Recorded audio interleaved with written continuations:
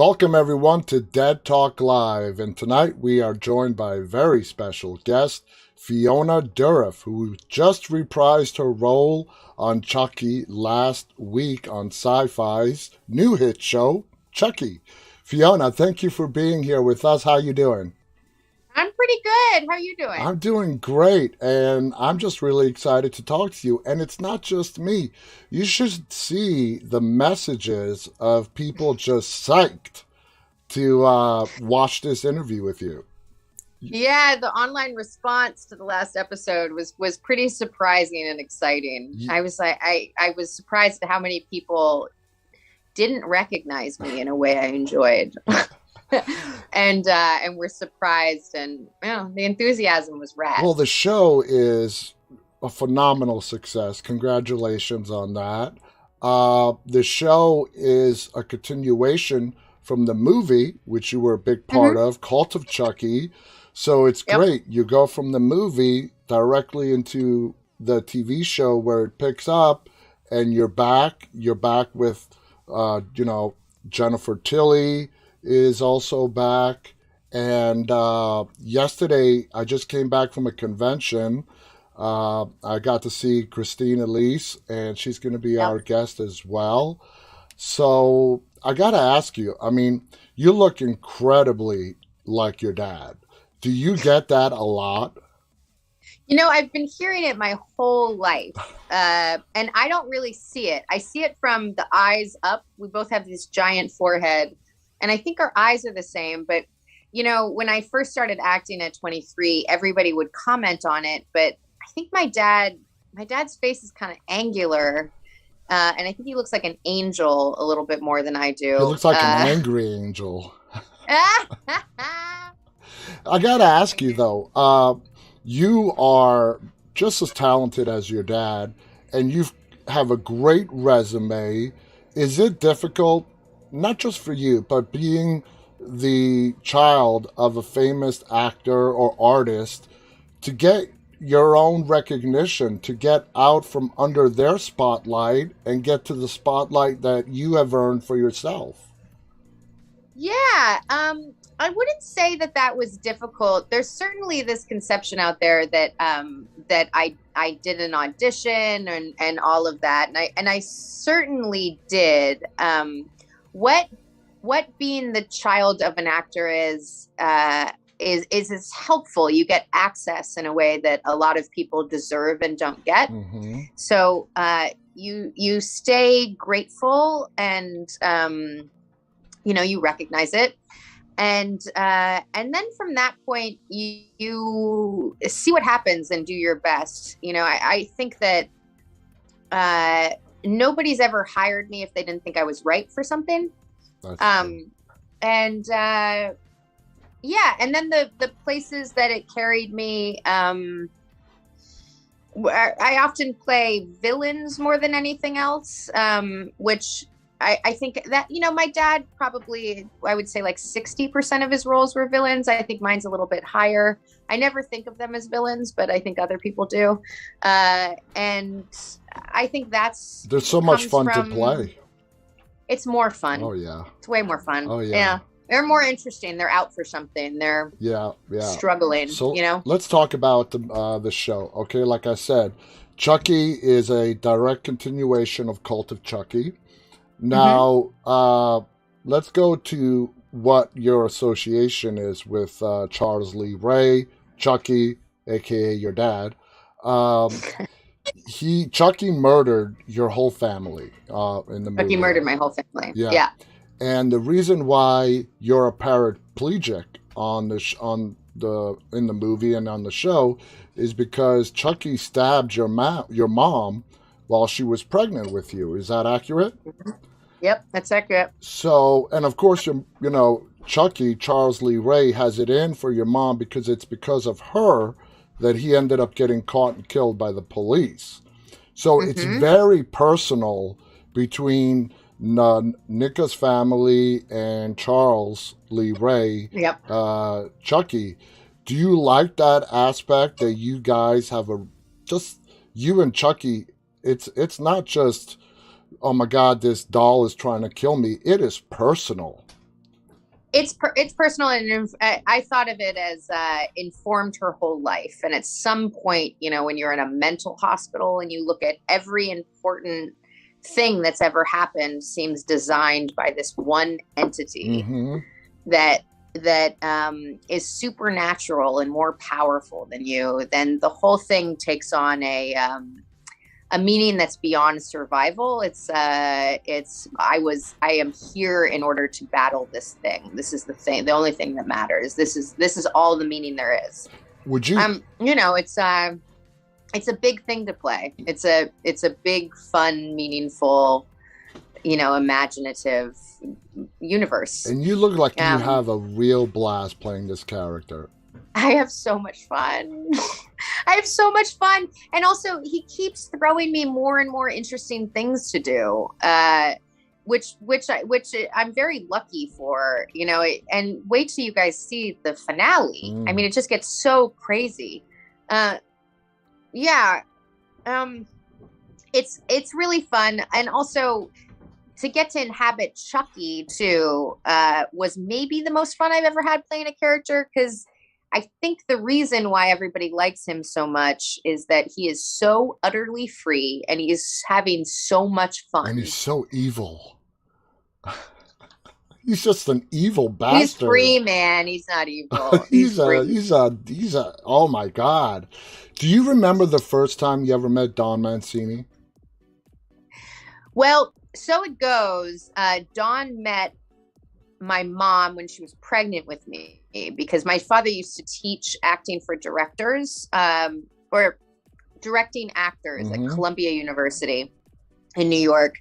And Don was a student. He audited the class. So he was sat in a class that was taught by my dad, and he met my mom after, and she was pregnant with me. And then I think we met during the filming of first Chucky. Okay. It's one of my memories where I walk into a sound booth, and my dad was doing the ADR of being burned alive. And I watched it. I was 6. I watched it and was deeply upset and ran away, and they had to find me. And I think I hid under a desk or something. And then I think I was at the premiere too.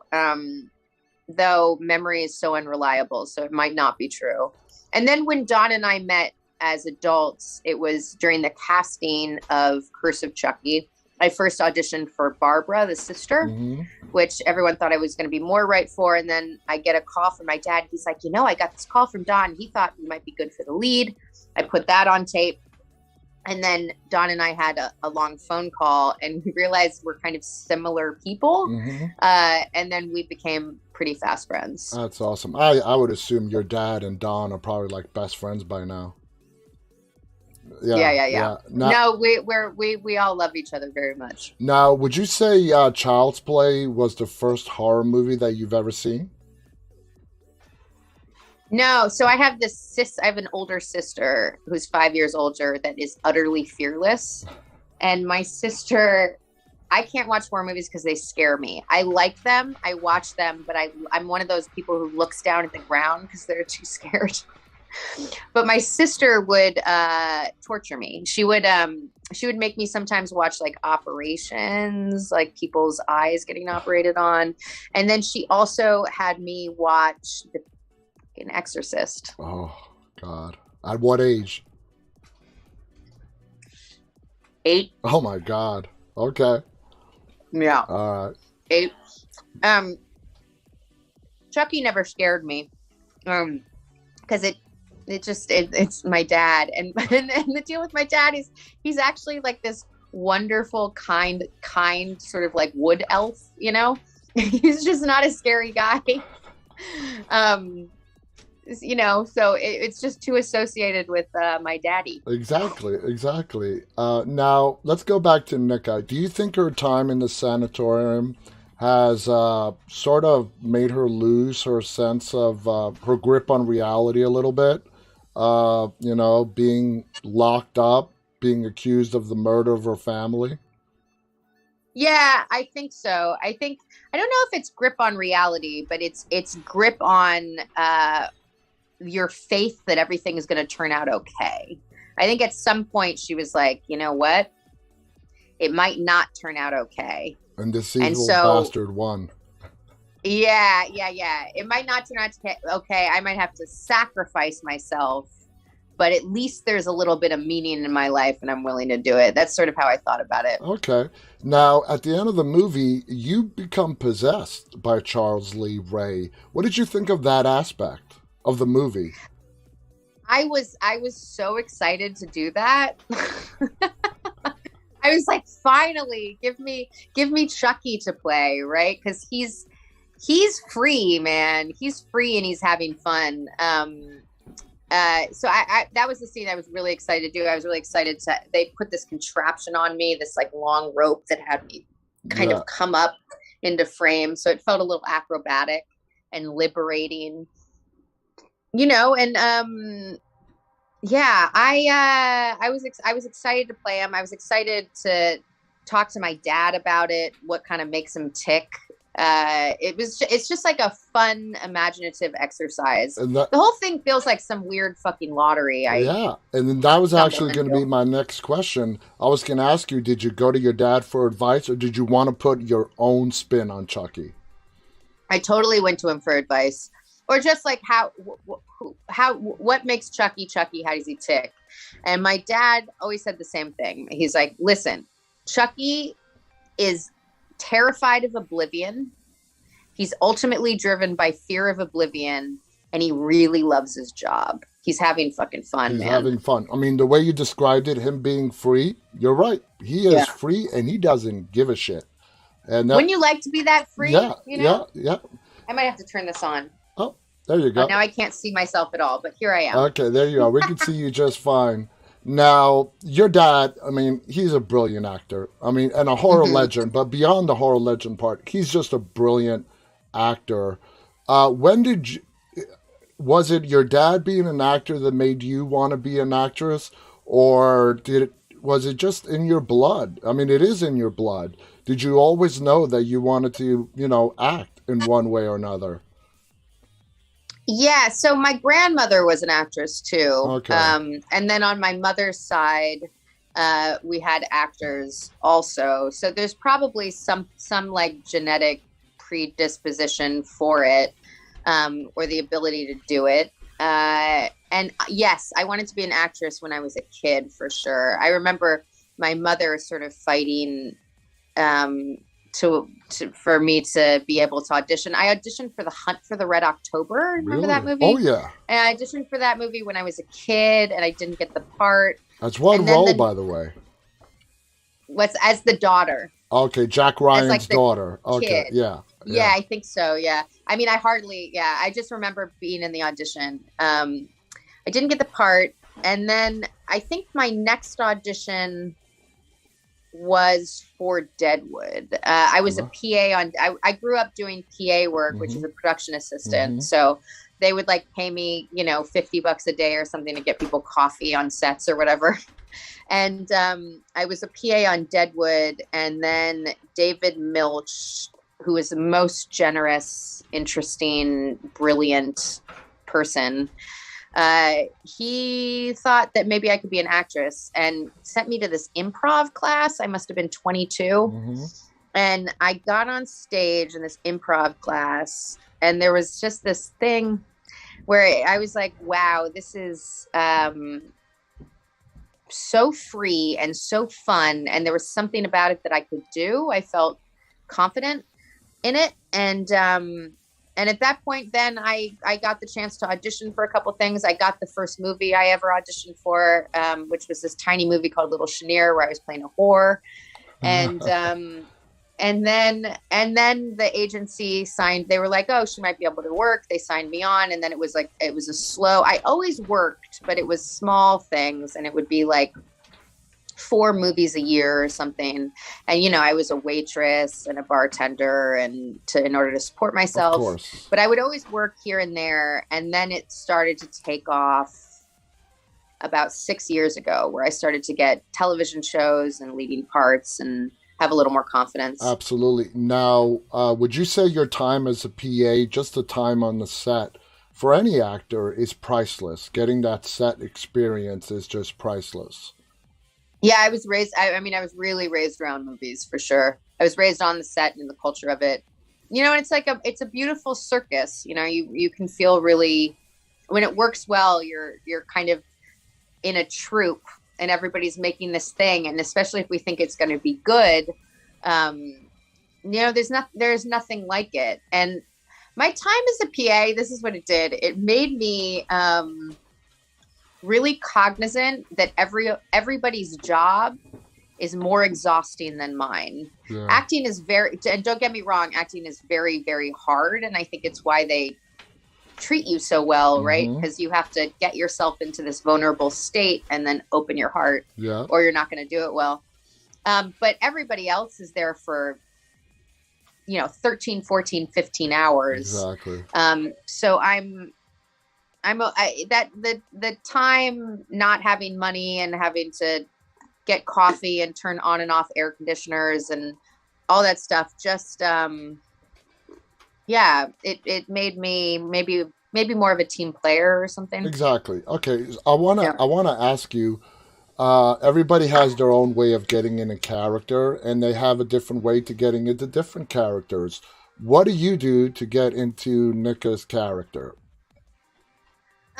So when I do any part, here I am. There you go. When I do any part, I write a lot, so I'll always have a real sense of the backstory, where they're coming from, what like things in their life had meaning, Yeah. that like, oh, this thing happened and it made me look at the world this way. And this stuff could be like never related to the plot of the story. It's just how they emotionally understand the world. And then you kind of walk around and you find out how they feel in the world. And then at that point, then you can play, and I'll try a scene 100 different ways before I show up on set. And that way I don't have a plan of what I'm going to do. Which is also important. We got you. Because you want it to be spontaneous. Yeah. And then for Nica, I hung out with a few paraplegic people. Okay. And talked to them about, I like lifted weights and in a wheelchair, and sort of tried to get a sense of what that's like. And it's and it was great. And I also loved the way Don portrayed her. He portrayed her also as, a sexual person, a complete person. She was maybe an ingenue at first, and then less so. And I've spoken to a lot of actors, and I would say the majority of them filling in the back character like you just described, even though it has nothing to do with the plot itself, it's very important just to play the character, because the writers, the majority of the time, they don't give you a backstory to any character. No. So that's left up to you. And it plays big into how you're going to portray that character on the screen. It's the art of it. Yeah. I mean, I think so much so with acting, it's not really like a musician, right? Like a musician will get a composition and then play it, and they put their own twist on it. And for acting, it feels like the words are the least important thing, actually. Yeah. Though Mamet would say I was wrong, but he's wrong. I think it's informing all of it. It's informing all of it and bringing your own life experience and perception of how the world works onto it, and twisting it, right? Like dialing things up or down within your personality. But it's always some version of you. And if it's not a version of you, it's never going to feel true. It's never going to be anything that's worth watching. Now, how lenient is Don when it comes to you putting your own bit into the character? If he's lenient at all? This is what he does. he'll let us do whatever we want, and then he'll cut it out. That's mean. Now we ad-lib up a storm, and then we watch it, and we're like, huh. He cut it out. He probably Cut it all out. He probably has his own little private collection at home with everybody. Here's the thing: is he's a really deliberate writer, right? Like, I think that's one of the reasons why his franchise has been so successful for so long, and then keeps gaining fans and momentum, right? Yeah. I don't think Chucky's ever been as popular as it is right now, at least from where I'm standing. Yeah. I mean, on Halloween, I swear every fourth kid was a Chucky. I was like, really? Is it this popular? But he's a deliberate writer, and he thinks in themes, and each word is clever and thought about, right? So we end up respecting the script. It's not about like blood and guts and gore, though there's that in it because it's such a fun element. But it's smart. Like, this season's about bullying. Exactly. Which is something that, Don as a gay kid went through, I had the pleasure of hearing him speak. You see, I watched the premiere of Chucky at New York Comic Con, and afterwards it was him and Jennifer Tilly that did a little Q&A on the stage. Yeah. And he's an amazing person. He's very open about his childhood and what he went through and his inspirations for creating Chucky. He's a really fascinating man. Now, growing up with Chucky, because your dad was Chucky, I'm sure at which point with you growing up in it, did you realize that this is something much bigger than my dad, much bigger than anything, and it just has, it's taken on a life of its own? Yeah, I mean, I don't think I had a sense of how zeitgeisty it was until maybe high school. Okay. When, I think Chucky was made when I was 7, something like that. And my birthday is the day before Halloween. So I would always have a Halloween party. And my dad, it's the only time he'll do the laugh or the voice is on my birthday. And so everybody was always really excited about it. And I was like, oh, whatever. Okay. And then when I was in high school, I remember there was a point where the fact that I was Chucky's daughter would get around. So I was sort of known for it. It was like, hey, dude, do you know who her dad is? And it became like nicknames and stuff. And yeah, it's always been some kind of deep corner of my identity. Now, in an interview with Don Mancini, you spoke about how your experience with Cult of Chucky was improved over Curse of Chucky because the part was specifically written for you. What is the difference between being with a part that is written with you in mind as opposed to one that you are casted for? I don't know if there was actually much of a difference between Curse and Cult. He ended up writing something in Curse that I think was just quite right for me. So there was no beats that ever felt kind of difficult to maneuver that I didn't understand with a little bit of work. With Cult, it just became more to do and more interesting and more suffering. And, she just, it was a person kind of flattened first and then fighting to get out of it. Okay.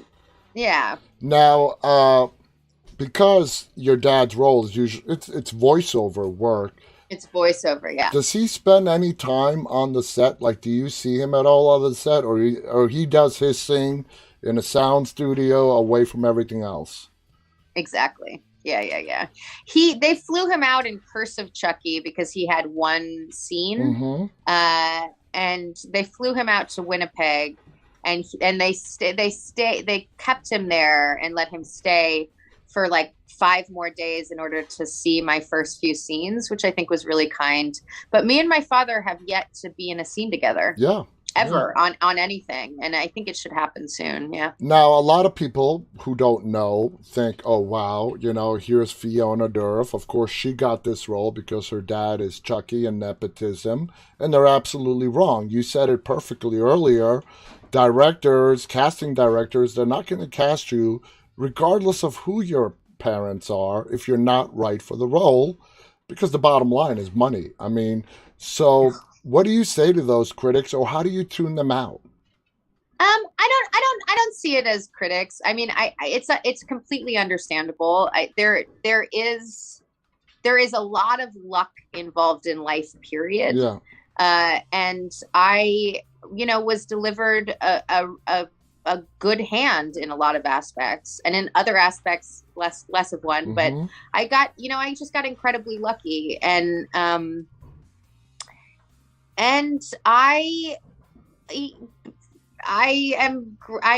grateful for it. I mean, I just am.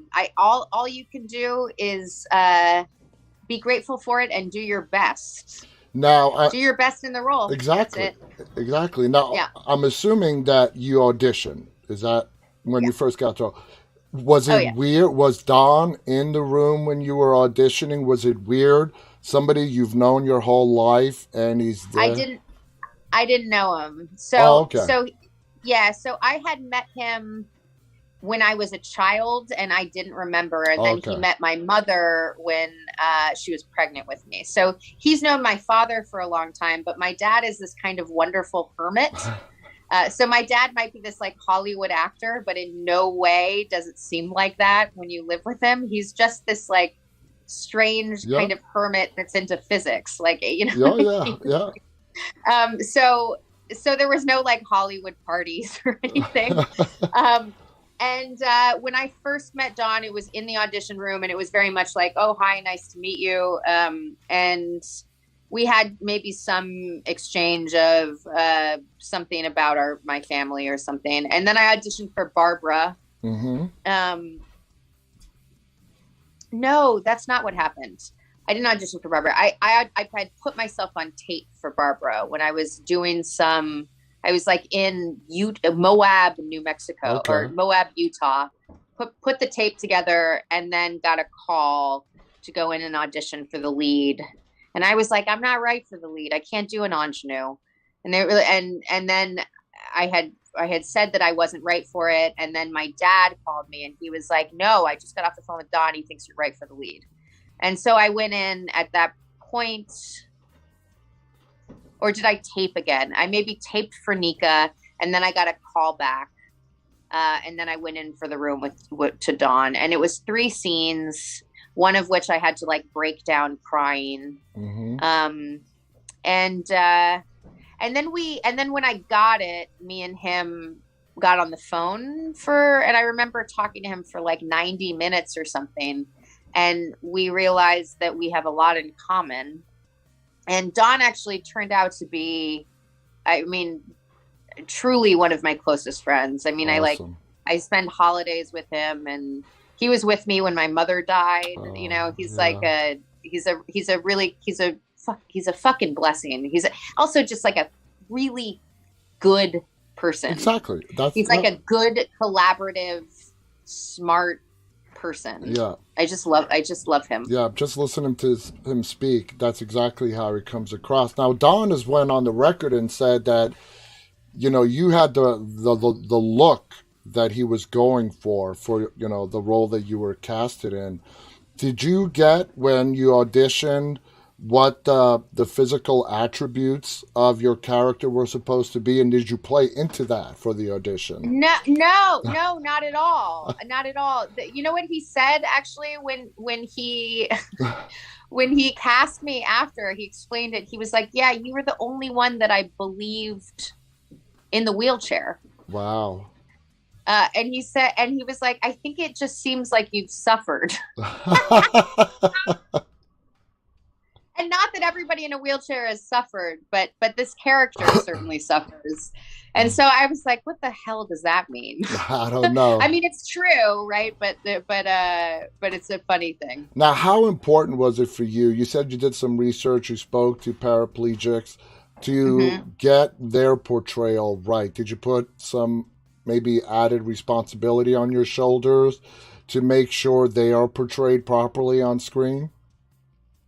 Yeah, I mean, to the extent that I didn't want it to define the character. Okay. You know, I think that they're complete people. They're people who are sexual and have relationships and have interests. And, I didn't want it to be the defining. She's her own person with her own talents who is also disabled. Yeah. And I think that was an important thing to portray. I didn't think of her as an injured flower. No.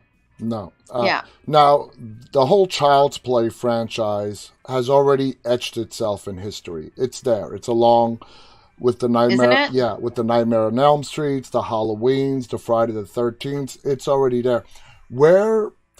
Well, two-part question. Where would you like to see this franchise go moving forward? And how much of this franchise do you want it to define your career? That's interesting. So I have, who's to say if Nica's going to survive? Exactly. We don't know. Exactly. Right? There's a, yeah. I mean, I know, but you don't know. No. There's so many themes that Don is interested in exploring, and they're all pretty unique. And there's a lot of places that it can go. We were really, I wouldn't say surprised, but thrilled with how popular the show is and how much of a hit it is. So it seems like there's going to be room to explore many more different aspects. Many things. And how much do I want it to define me?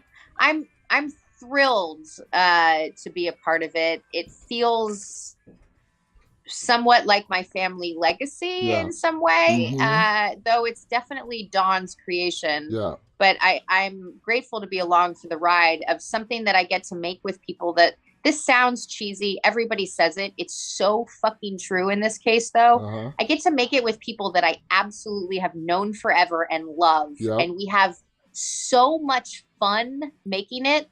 During the finale, we were like sitting there behind the monitor with the puppeteers, all of which I've known for 10 years at this point, just dying of laughter, just like erupting in giggles. Oh, that is so awesome. And so you get to have, and I get to go to all these like far-flung places to promote it and then to shoot it. And then I get paid well for it. And people really like it. You get congratulated. And the whole thing feels like this surreal lottery ticket I somehow stumbled upon. And do I want it to define me? I mean, not completely. I think that I've done at this point a lot of things. Right now I'm shooting a survivalist movie with Peter Facinelli and Lance Hendrickson, who's also a person that I've known forever. And it's about the Paradise Fires. I got to do really cool stuff in The Stand, and I was in Tenet, and there's a lot of exactly. And I've gotten a lot of opportunity to deal not only in genre but in other things. Yeah, and I it's a really lucky life. It's a really lucky life, and it didn't have to work out, and it has, and I'm just grateful. Well, there's talent there too. That's going to be my next question. You have played a wide spectrum of characters. Okay, you have done drama. You have done a little bit of everything. As you move forward in your career, I'm sure you want to do more horror, just like you want to do more drama or maybe comedies or whatnot. But as an actor, I assume you don't want to be pigeonholed into a certain type of genre or a character type or anything like that.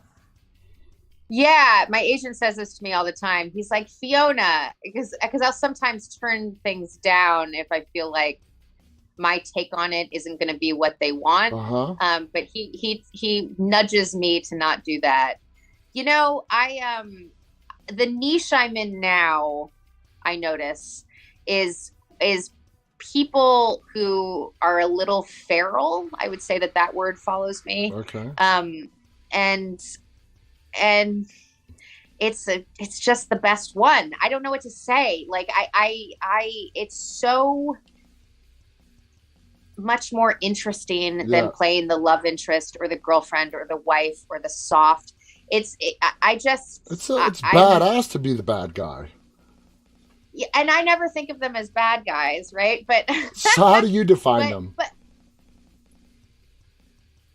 just there's morally so much corrupt vulnerability in it. Okay. Yeah, no, there's vulnerability in it. There's strife. There's it comes from I mean, it changes with each character, but it comes from a quality of being desperate and lost. Yeah. And willing to do what it takes in order to survive it, right? So the themes are just higher. Stakes are high. Let me give you your dad as an example. Terrific actor. I mean, brilliant. I mean, Brad Dourif is, oh my God, I love him. But he is known as Chucky. And, he's the voice of Chucky. We saw him in Child's Play. We've seen him a little bit throughout the movies. But, a lot of people know Brad Dourif. And if you ask, you're like, yeah, that's Chucky. When you start reaching the twilight of your career, do you want that? Do you want what your dad... I don't want to say what happened to your dad, because your dad has had a brilliant career. But do you want to be in the same position your dad is in right now, where it's Chucky?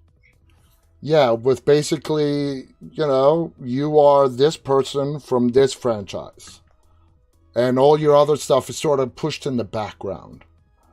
Yeah, I sort of don't think that way, right? Because what are we talking about? We're talking about who remembers me and in what context. Like, I just don't. I don't think I care. Okay. I don't think I care. I think the point of life is to be happy in what you do.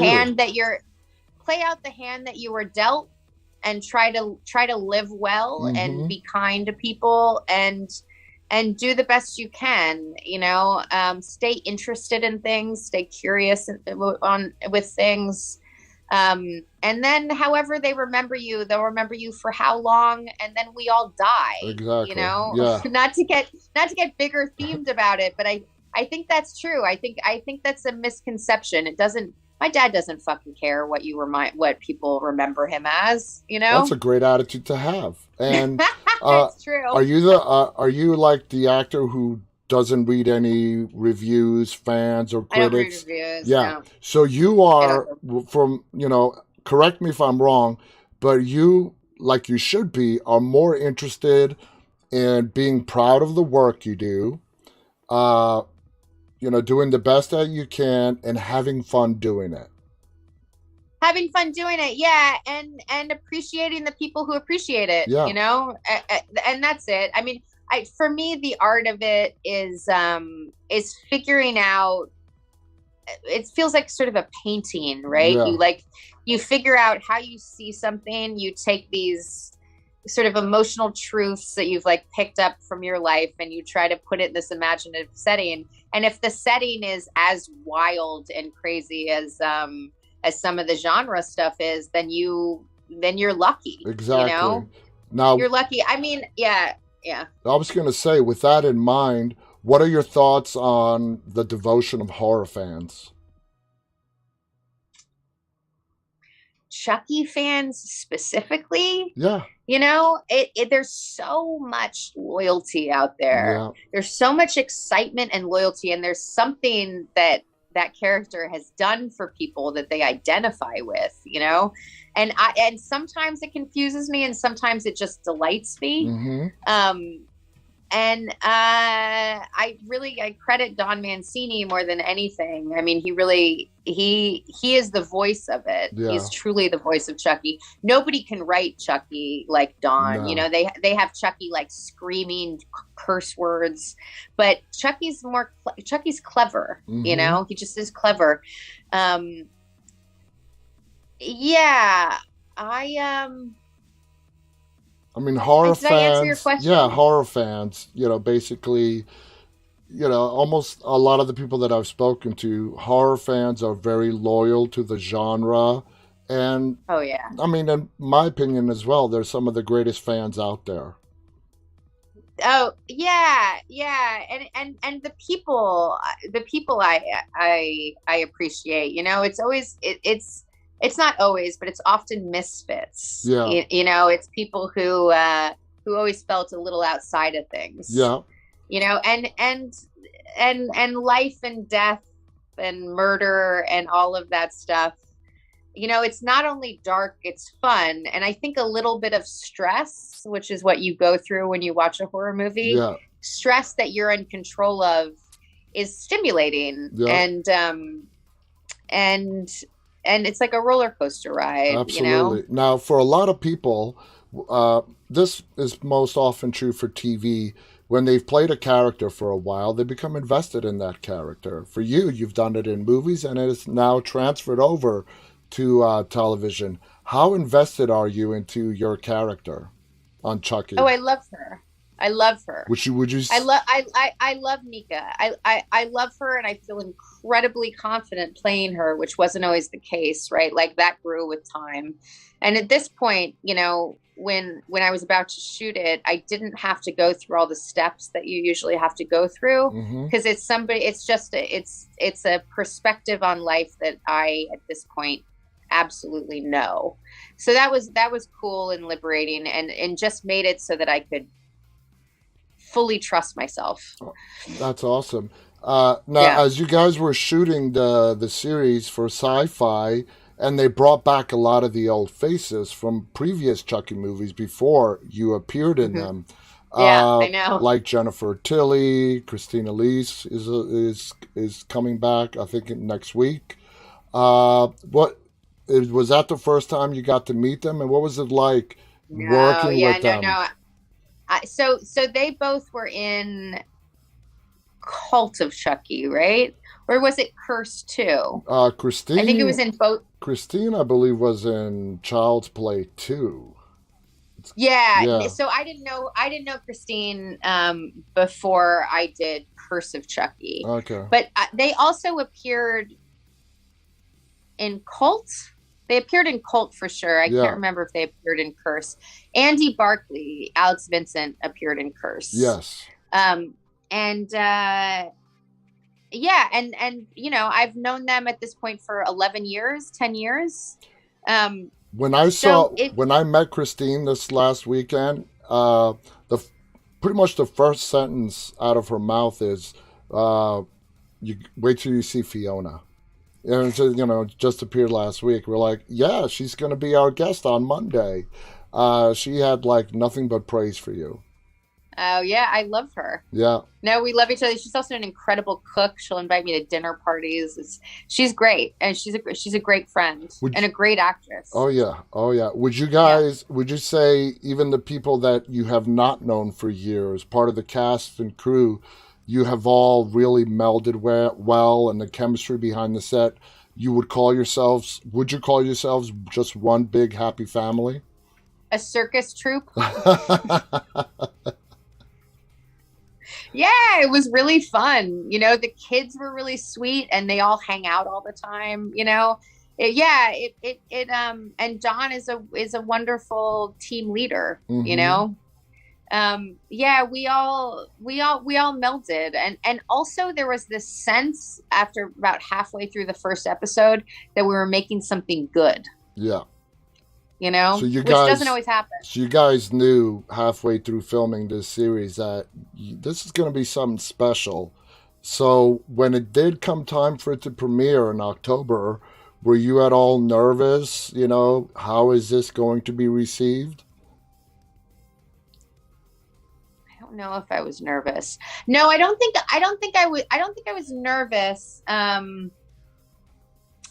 I was excited, Okay. and I was out of town is what happened. All I right. was where was I? I had gone to Sitges Film Festival Okay. to so I was in Spain, and then I flew straight to do a movie in Pittsburgh. So the whole thing happened when I was like and now I'm in Austin, Texas on another movie. So I haven't been able to be with people Yeah.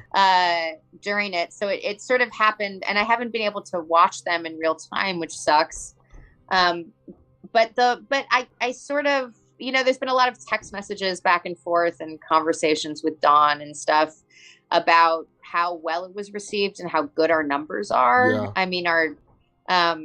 Yeah. I mean, something like 4.4 million people are watching it, which is really high. That is really for high. a cable show. Yeah. Yeah. And that the numbers aren't dropping is really cool. People seem to be really excited. My social media is like, Yep. gone through the roof. Now, let me ask you, basically, as this thing continues to grow in success, as far as your character goes, do you, like you said, what happens to her? We don't. But do you want to see Nica just go through the whole thing? Or, like, if Don told you or will tell you that, you know what, her time has come and she's going to die, you're going to be sad, but also you're going to be excited in a way for the character and the arc that they've been through to go out with a bang. Yeah, maybe. I mean, maybe I'm going to die next episode. Oh, you're teasing us now. What would you say up until now, I mean, is the project that you have done that was really a turning point in your career? Oh, I mean, it was Chucky. It was Chucky. For sure. Okay. Yeah, it was Chucky. I mean, Chucky was the first time. So I had done True Blood for a season, but right before I was cast. And I had done, and then movies and TV shows here and there. But Chucky, doing the lead in Chucky, was the first time that I was the center point of something that was very widely seen. Okay. And at that point was when I started to get offers for stuff, and it's definitely the thing that I've done that people associate me the most with. Yeah. Though I also, that sort of depends on where you are. So I did a show that was pretty popular in Canada. So when I was in Canada, I was, people recognize me from that more. Now, let's say if we can look into the future and Chucky can go on for like 5 to 7 seasons and you're in him, you're in the entire run, and you're playing this one character for 7 years. As an actress, is that something that's appealing to you? And then, of course, during the off time, you go and you'll shoot the movie here and there, but your primary job is Nica on Chucky. Is that something that would fulfill you as an actress, or would you feel limited? I would do anything with Don Mancini forever. I mean, that's how much fun it is. Truly. And it really is about him. He, I find the character and the making of it and the whole thing. Sorry, I'm getting another call. Okay. You know who's calling me? Lance Hendrickson. I love him. Oh yeah, he called me earlier. I got to get back to him too. He's also just that man is maybe the most interesting person I've Lance ever met. Henriksen is a icon. I love him. Also, the most interesting life I've ever met. Wow. He's 82. He's lived so wildly. He's 82. He's 80 or 81. He doesn't look it. Born in 1940. Wow. Talk about a career that man has had. I mean, he's legendary. Yeah. Also, the many careers he's had. Yeah. So he was like a seaman. He was like a military guy. And then he was a very celebrated actor. I can talk for days about. So, I mean, well, let's how talk a incredible little Lance bit Henriksen. about like, I mean, I could see Lance and your dad.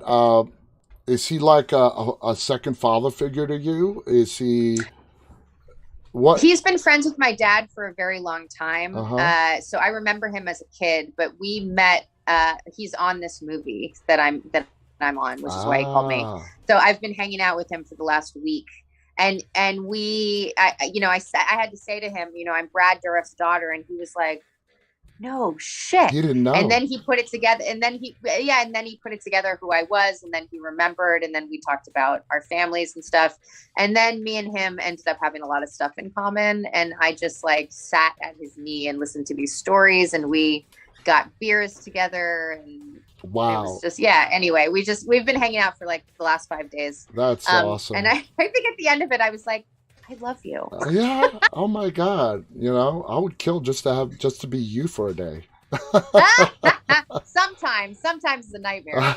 Now, how do you feel about the language and gore that we're now seeing on cable TV, like Chucky? I mean, there's no censor at all when it comes to the language with Chucky and the gore on cable TV.